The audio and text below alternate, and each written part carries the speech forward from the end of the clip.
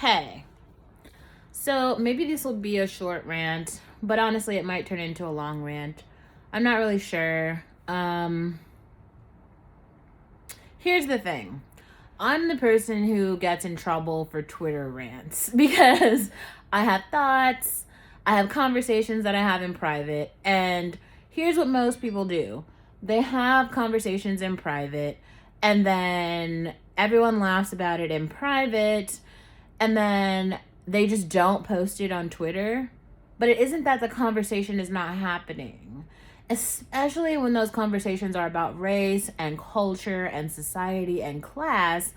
And I'm just saying, like, I'm really tired of having private conversations about race, class, culture, and society, and no one else acknowledging that these conversations are difficult and they're really happening and they need to happen publicly, especially with people who don't have access to education or resources or larger networks.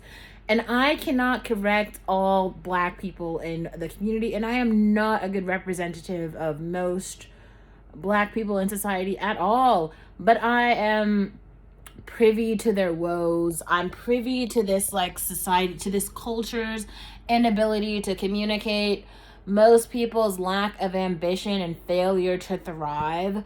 Like, I'm familiar with it, but fuck, like, why is it my responsibility to explain everything to everyone, be like the explainer of all the things, and like put my perspective down in stamps and like videos and written articles and journal entries? Like, is it really my responsibility to do literally everything? I mean, I've already had to do all of the work to put my mother in a financial situation that's, lucrative for her. Everyone's praising her now without realizing I'm the one who's done all the work and got none of the profit. Hello, that's me. That's my work. And you guys know it's my work. She's like dumb and old. Like, how was she gonna do that? You guys know it was me. Anyway. And all I'm saying is, like, now I don't really know how to feel because, like, I have to watch a bunch of new grads who haven't done shit. They haven't done any work. Like, they don't know how corporate America works. They don't have any work experience. Like, what makes them qualified to get, like, positions that, like, I'm overqualified for? But now all of a sudden, because I made some, like, I wrote mean things on Twitter, and now I'm, like, exiled from everything. Like, it's fucked up. Maybe it is, or maybe it's not. I don't know. Maybe this is a way to, like, teach someone a lesson. Maybe this is teaching me a lesson, but I don't feel like the lesson is learned. Because honestly, like, I have skills.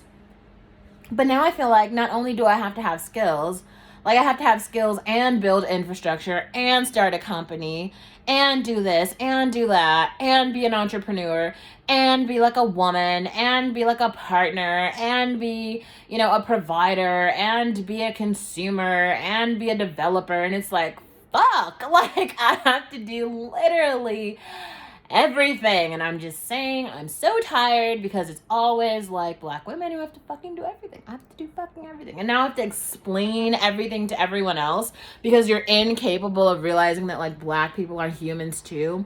So here's another thing. Honestly, if you don't know, I don't, like, listen to rap, trap, hip hop. I don't know. I guess, like, I know it, but it's not like the genre of choice. I don't even know about Apple Music at this point. I've got, like, a couple albums that I listen to, but I like to, like, listen to new shit. Like, I'll just go to whoever, like, is putting out new music. Sometimes I'll listen to it. I don't, like, browse the charts or anything. I don't even ask for music recommendations anymore. I'll just kind of, like, turn on something. If I like it, I'm like, oh, this is nice. This is neat. I might add it. Or, maybe there's something that I've heard in the past and I'll, like, search for it. Anyway, so I'd never heard, the album by Mos Def. It's called it's like Black In and Out or something. Black Through and Through. Let me look this up.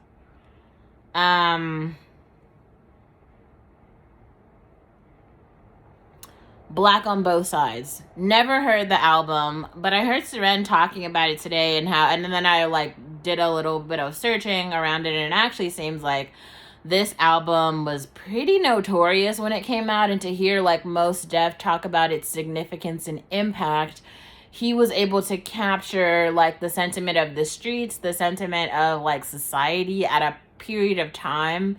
And I feel like nothing has really changed. Like the hood is still the hood. Maybe like the hood is full of more immigrant groups than it ever has been.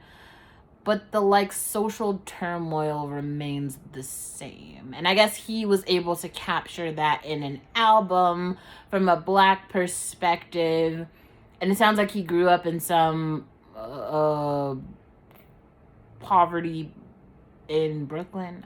I'm not saying this right. I don't know how to describe the New York project. Some project in New York is where he grew up. So public housing in New York.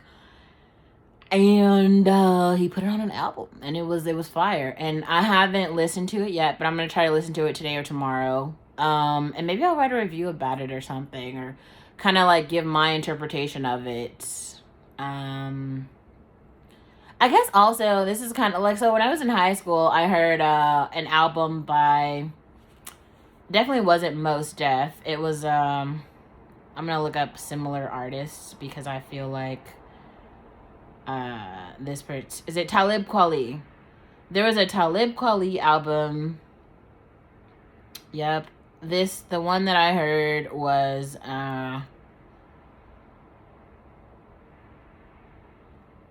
it was like one of the first ones, but I heard it and it was just so, was it Eardrum? It might have been Eardrum.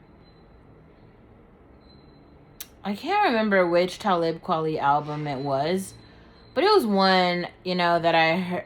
Yeah, I think it was Eardrum from 2007. It was just like really hard, and I was like, God, like why did life have to be so hard for him?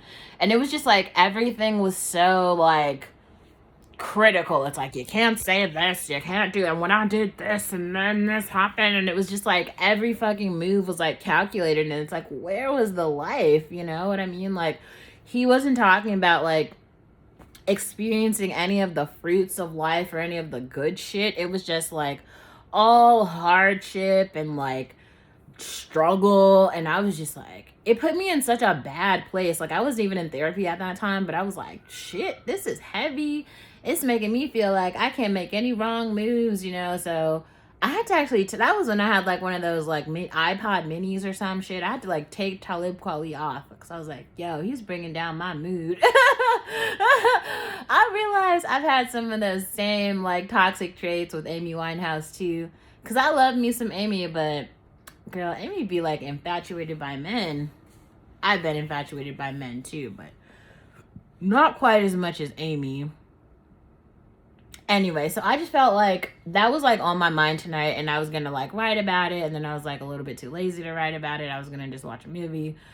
But I'm like, I realized that instead of like talking to my journal and my friends and other people in society, and not you guys, and making actual content that could be watched by other people, maybe I should just do that, because like, your bitch has opinions. I've got opinions on everything. And also my opinions, I feel like, are kind of brutal. Maybe y'all just never had heard Black people have opinions the way that I have them, but I do. And I'm here, and this is how it is. And we're gonna figure this shit out called life and adulthood. So far, it's a bitch. But we're here.